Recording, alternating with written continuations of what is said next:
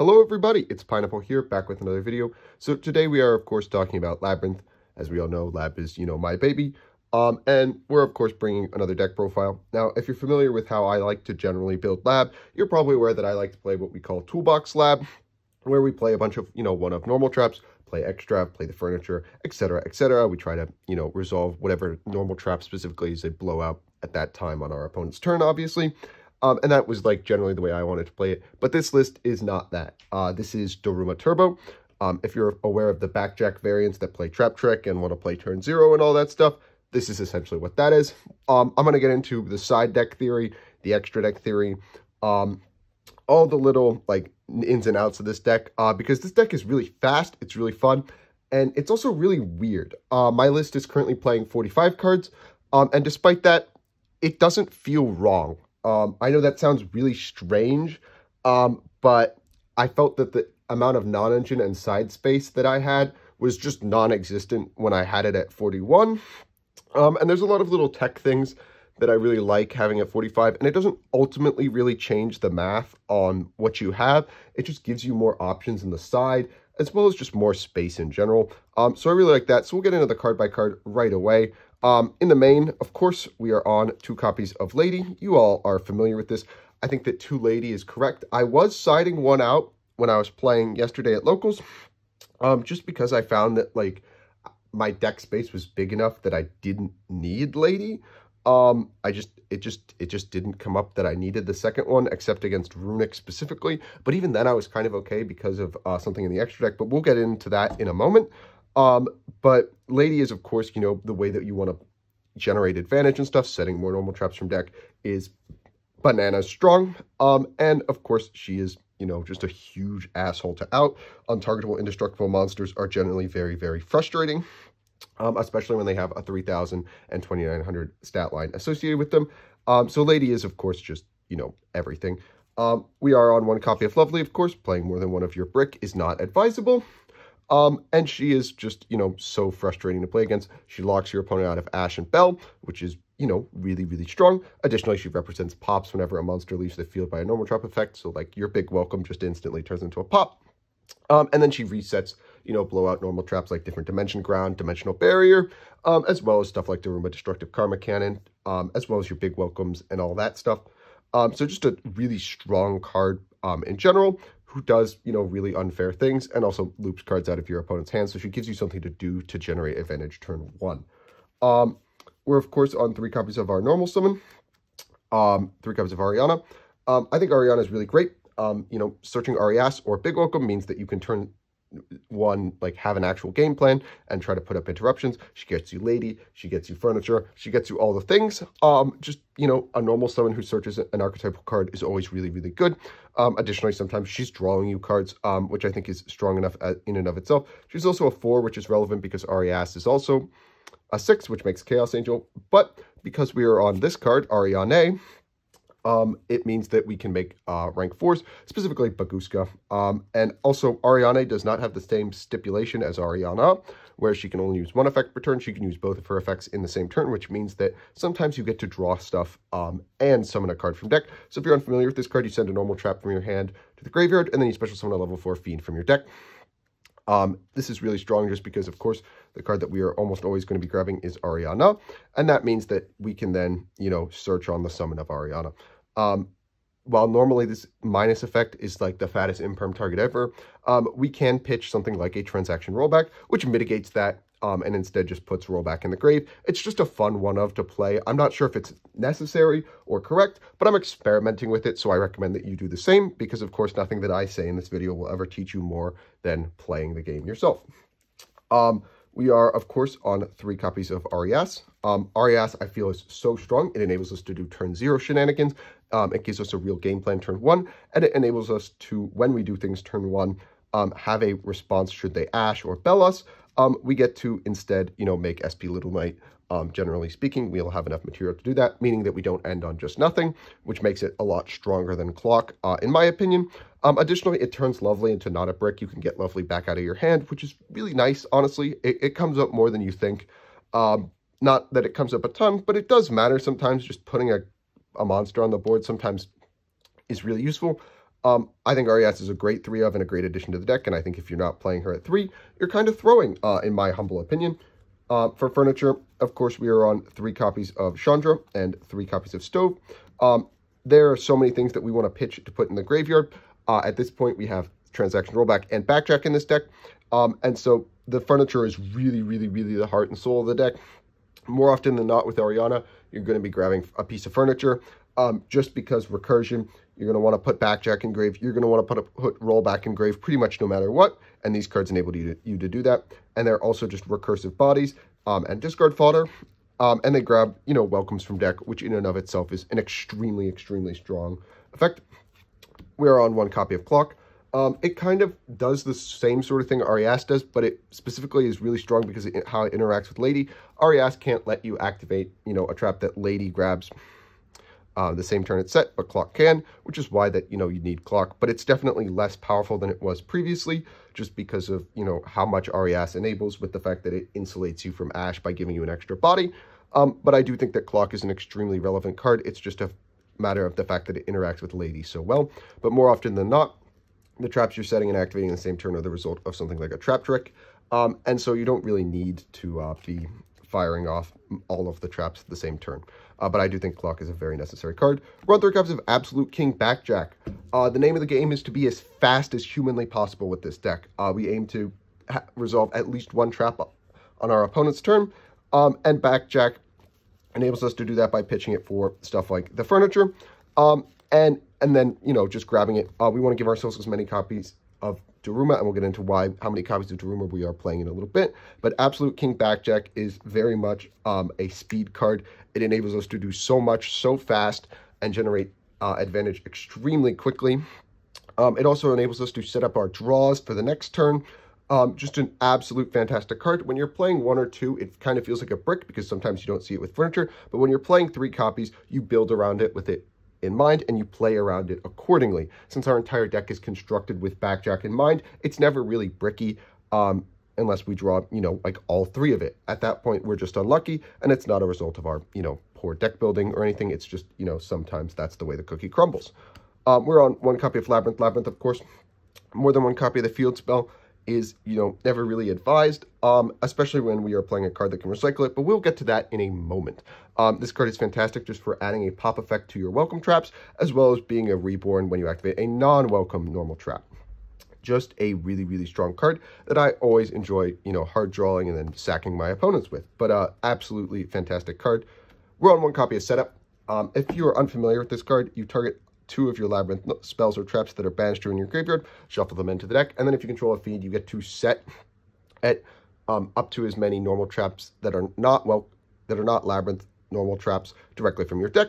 This is really, really good, especially when you combo it with something like a trap trick, which is going to banish extra copies of your big welcomes, your welcomes, and additionally, you can just use it to, like, when you banish a big welcome out of grave, you can then immediately slap it back in the deck.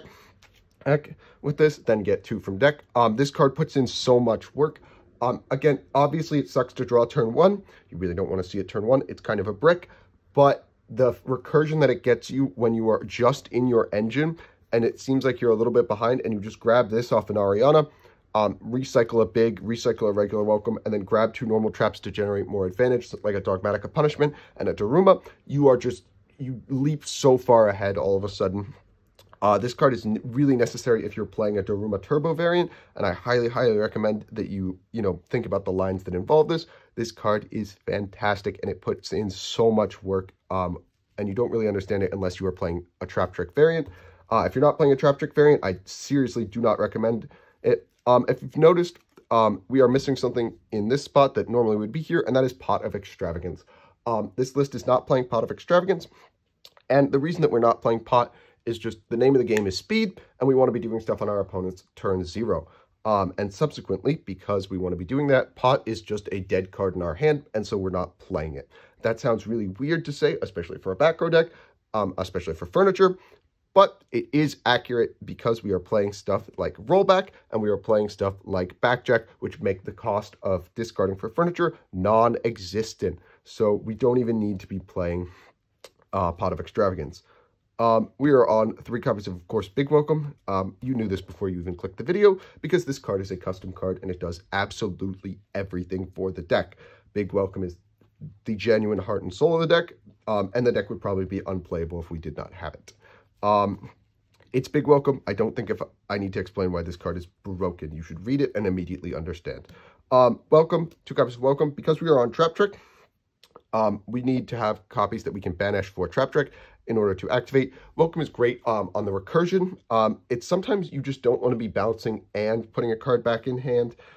Sometimes you just want to, slap Lady or Lovely down. And that's, what Welcome is here for. It's just kind of extra copies that gets the job done. Obviously, it's not as good as Big Welcome, but I do think that 2 copies is correct. And then we have the big daddy of them all, Daruma Destructive Karma Cannon. This card reads, at worst, live a turn or end your opponent's turn. This card is unbelievable. It is to modern Yu-Gi-Oh! What I would say Torrential Tribute is to like stuff like Edison and all that stuff. It is a incredibly powerful interruption that when played correctly can just win you the game outright. Daruma Destructive Karma Cannon is far and away the best normal trap. If you're in doubt, grab Daruma. I think even if you're not playing a Daruma Turbo variant, you should be on 3 copies of this card. It's so good. No matter what happens, the board is going face down or it's going to the graveyard by the players. Just such a strong card. I can't stress enough how good this card is. It's broken. That's the only word for it. Daruma Destructive Karma Cannon is a broken card. Play it. No matter what version of Lab you're playing, play it. We're on 3 copies of Trap Trick. So the theory with this is it represents 3 extra copies of Daruma Destructive Karma Cannon. Specifically when it comes to Backjack in particular, because we want as high a chance as possible to find a copy of Daruma. We want as high a chance to find a Big Welcome. And since it represents any normal trap that we have 2 of in our deck, it represents Big Welcome, it represents Daruma, it represents essentially whatever we need. It also represents, very crucially, an extra way to set off of Lady. There are a lot of times where people will chain quick play spells and stuff to your normal traps in order to chain block Lady. Trap Trick enables you to get an extra opportunity to do so, which can exhaust your opponent's resources at poor times and enable you to, run them out of resources faster because they're trying to stop you from using Lady. Sometimes they'll just give up and then enable you to play for free. So Trap Trick is really strong, especially when we're trying to play turn 0, because it gives us 3 more opportunities to find whatever we want. And for that reason, it's just insane. We're on 2 copies of Ice Dragons. Ice Dragons is, it's fine. We're on 2 copies again because of Trap Trick. I'm not sure if it's super great. I'm not sold on it 100%. I was citing it out a lot. But it definitely puts in work because specifically it's a non-targeting banish that interrupts the graveyard. And that's something that, you just don't find everywhere. And that means that, sometimes you got to play suboptimal cards in the meta just because, you need them to do very specific things. And for that reason, we're on Ice Dragons. I'm considering cutting it, but it does something so specific that you can't really get rid of it. We're on 1 copy of Dogmatic of Punishment. Our entire extra deck is designed around Punishment. It's a really strong one of. I don't know if it's really worth playing as more. I haven't decided that yet. Fire King is the best deck, and, they like to be destroyed. So I'm not totally sold on Punishment, but it's a pop too. We've designed our extra deck specifically so that we can make use of it. But I think Punishment is fine. I'm not sold on the multiple copies yet. But it is Dogmatic of Punishment, and it is a really strong card. We have the brand new Transaction Rollback. This is another card we want to be pitching for our furniture, pitching for something like an Ariane. And this card is unbelievable. It's so stupid. It basically reads that your opponent has to have Ash and Bell instead of just Ash.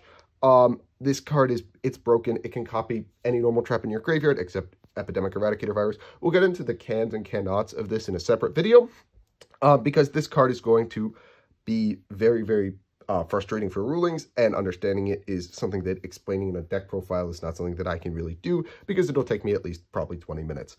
But essentially, all you really need to know is you're going to be copying probably 2 cards, Daruma Destructive Karma Cannon and Big Welcome Labrynth 95% of the time. And that just means that you will not lose to Ash and Bell. This card's unbelievable, and if you are a Labrynth player, you have been looking forward to this card coming out for a long time. For hand traps, we're on 3 copies of Ash. Again, Ash is kind of here as extra side space, and then we're on 3 copies of Imperm. Imperm is just in Labrynth specifically. It's really, really strong because, again, it represents something to trigger Lady. But it's also just, you know, the best hand trap because it's a trap that doesn't turn on, you know, your thrusts and your talents and all that stuff. But yeah, so we're on 6 pieces of hand traps. But again, the name of the game is Daruma Turbo. For the extra deck, we are on 2 copies of the boy. It's Chaos Angel.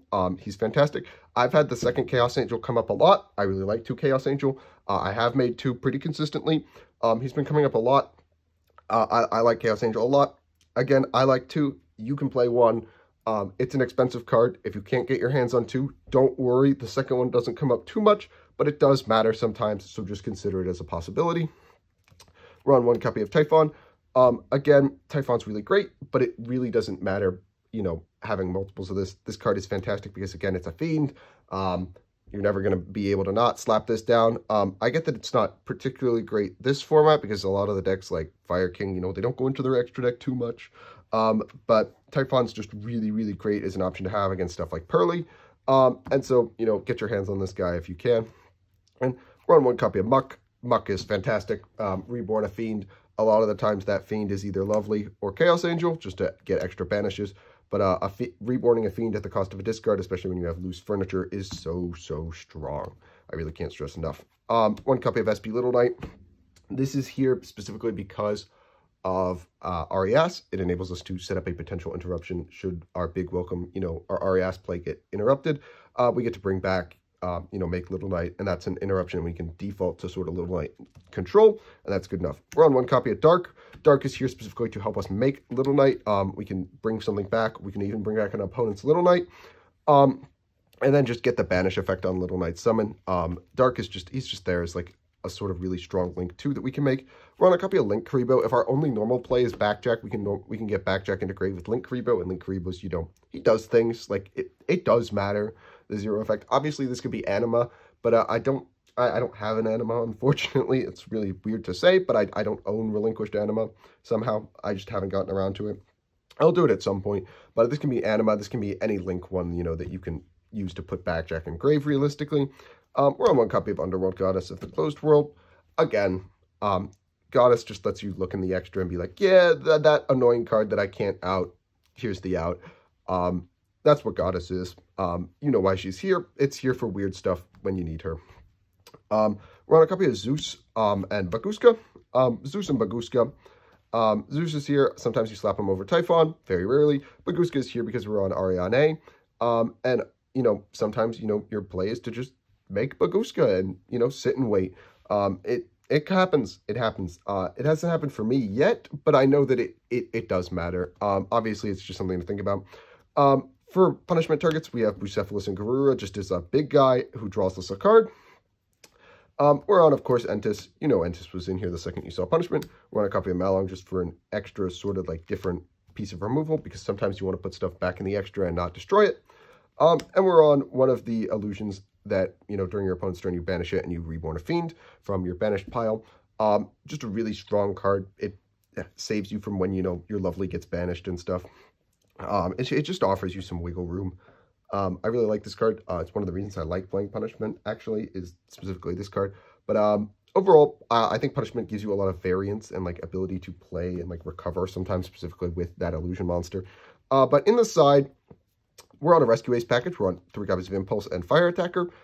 If you're wondering why, the reason is just we want to use Fire Attacker to, you know, draw into, like, say, a Backjack, put it in graveyard, draw into a rollback, put it in graveyard, find more furniture.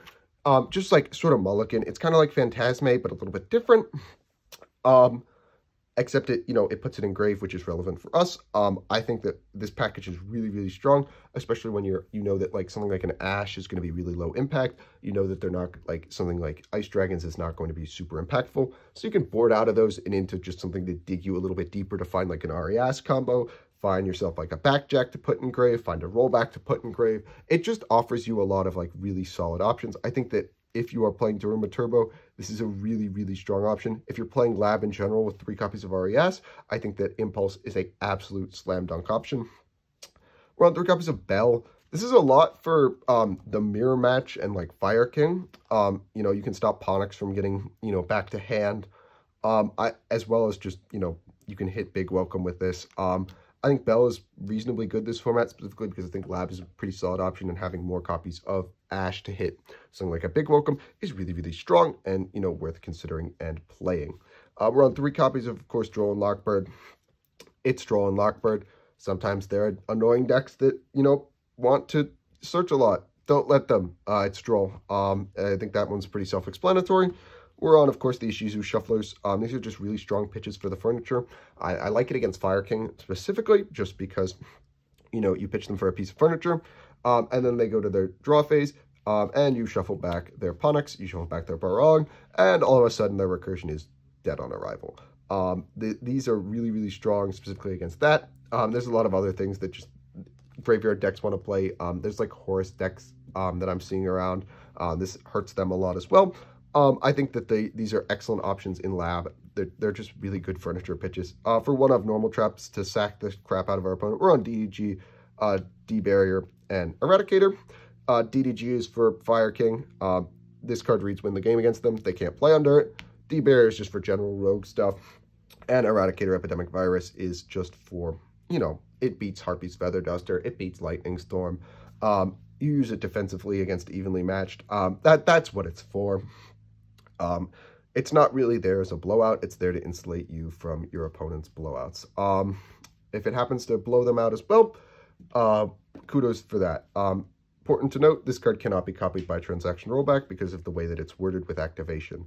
But again, I hope you guys did enjoy this video. I certainly enjoyed making it. If you have any questions for me, let me know in the comments down below. And I will catch you guys in the next one.